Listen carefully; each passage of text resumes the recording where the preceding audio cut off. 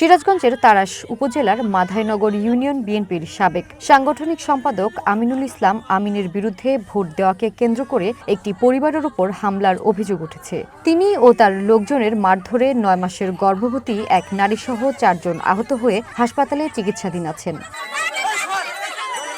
আহত ও তার স্বজনদের অভিযোগ, ওই বিএনপি নেতা কয়েকদিন আগে ওই পরিবারকে বলেছিলেন ভোট দিতে হবে সম্মুখে। এরপর ভোটের আগের রাতে তিনি ওই পরিবারকে ভোট দিতে যেতে বারণ করেন। তারপরেও ওই পরিবার ভোট দিতে গেলে শনিবার সকালে ইউনিয়নের গুমরা গ্রামে ভুক্তভোগীদের বাড়িতে হামলা চালান অভিযুক্ত আমিন ও তার লোকজন। এ ঘটনায় সব মিলিয়ে ৭ জন আহত হয়েছে বলে জানা গেছে। সকালবেলা এসে ও বলতেছে যে ওরা ভোট দিবে গেল কে আগে ওগার ধর আমরা বাড়িতে আসি, দোকান ওগার ভয়ে দোকান তাড়াহুড়ো করে বন্ধ করেছি। ওরা বাড়িতে আসছি যে বাড়িতে এসেই ওরা তুলে নিয়ে যাবে আমাকে, আমরা কিসে যা ভোট দিছি, ওগার বিপক্ষে ভোট দিছি, এরকম নানান কথা কয়ে আমার এসে মারধর শুরু করে দিছে।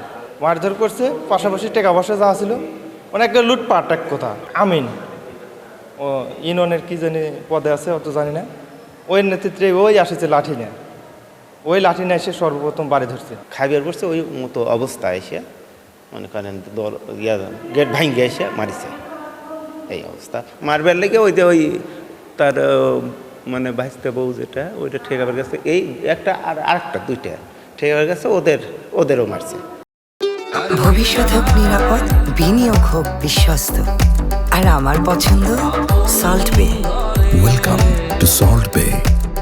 আহতরা বর্তমানে সিরাজগঞ্জ শহীদ এম মনসুর আলী মেডিকেল কলেজ হাসপাতালে চিকিৎসাধীন আছেন। জানান কিছু বুঝে ওঠার আগেই আমিন তার লোকজন নিয়ে হামলা করেন। আমাকে মারল, আমার স্বামীকে মারার সময় একজন বুকের পার উঠে খাড়া হয়েছে আর একজন গলার পার উঠে খাড়া হয়েছে। এখন আমি এগিয়ে গেছি আর সাইফুল নামে ওই মারছে আমার এই নাসির কাকা বলে না ভোট দেওয়া তোমরা ধানের শীষে যায় সমস্যা নাই। পরে আমরা ভোট দিছি, পরের দিন এসে আমার মাইল। তবে অভিযোগ অস্বীকার করেন আমিন। তার বিরুদ্ধে মিথ্যা নাটক সাজানোর পাল্টা অভিযোগ তোলেন তিনি। আর যেগুলি নাটক ফাটক করে এগুলি হলো সাজানো একটা নাটক, ষড়যন্ত্র, রাজনৈতিক প্রেক্ষাপটে অন্য কিছু না। মহিলার সাথে কোনো কথাই হয় না, এগুলি সব হলো একটু সাজানো গোজানো নাটক। তাড়াশ উপজেলার বিএনপির সাবেক সাধারণ সম্পাদক জানান, দুই পক্ষই তাদের লোকজন। বিষয়টি বসে সমাধান করে দেওয়া হবে। দুইটা অফিস করছিল তো, মূল ঘটনা এটা।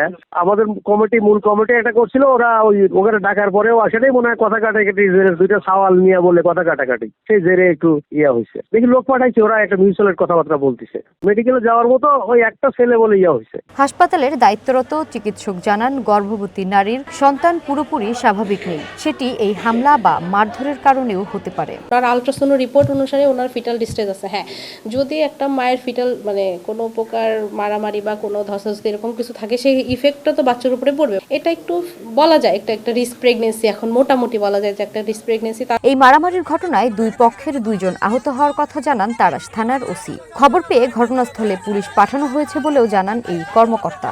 দুই পক্ষ একটু মারামারি হয়েছে, তো আমি জানি দুই পক্ষের 2 জন হাসপাতালে ভর্তি। তো সিরিয়াস কেউ হাসপাতালে আহত নাই। আমার পুলিশও গিয়েছিল, যেহেতু বিএনপির 2 গ্রুপ, সুতরাং ওরা, আমি যতদূর জানি ওরা ওখানেই বসে বিচার করে দিচ্ছে। ভূমি সারথী, ওয়ান ন্যাশনাল ডেস্ক।